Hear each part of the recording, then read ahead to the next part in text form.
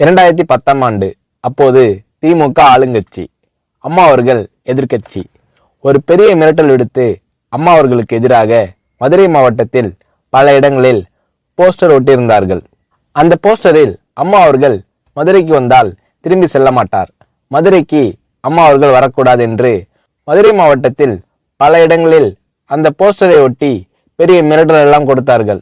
அதேபோல் ஜெயா டிவிக்கும் மிரட்டல் தொலைபேசிகள், மிரட்டல் கடிதங்கள் வந்து கொண்டிருந்தது. ஜெயா டிவியின் செய்தி பிரிவினர் இந்த மிரட்டல்களை பற்றி எல்லாம் தியாகத்தலைவி சின்னம்மா அவர்களிடம் சொல்லி அம்மா அவர்களின் கவனத்திற்கு கொண்டு சென்றார்கள்.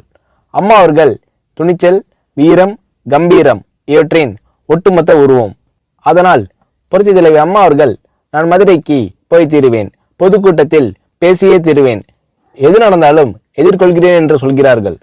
ஒரு கட்டத்தில் ஜெயா டிவிக்கு மிரட்டல் எப்படி வருகிறது என்றால், ஜெயா டிவியின் அலுவலகத்தை வெடிகுண்டு வைத்து தகர்ப்போம், அம்மா அவர்கள் மதுரைக்கு வந்தால் ஜெயா டிவியை ஒழிப்போம், இப்படியெல்லாம் நிறைய மிரட்டல்கள் தொலைபேசியின் வாயிலாகவும் கடிதத்தின் வாயிலாகவும் வந்து கொண்டிருக்கிறது.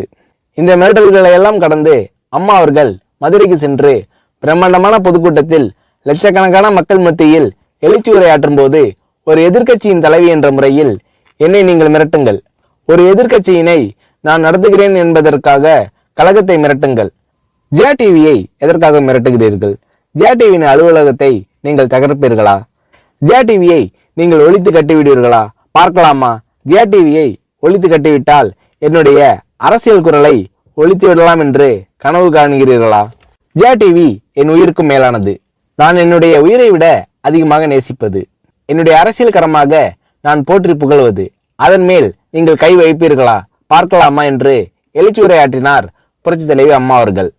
இப்படியெல்லாம் அம்மா அவர்களின் அன்புக்கும் மரியாதைக்கும் பாத்திரமாக ஜெயா டிவி இருந்தது.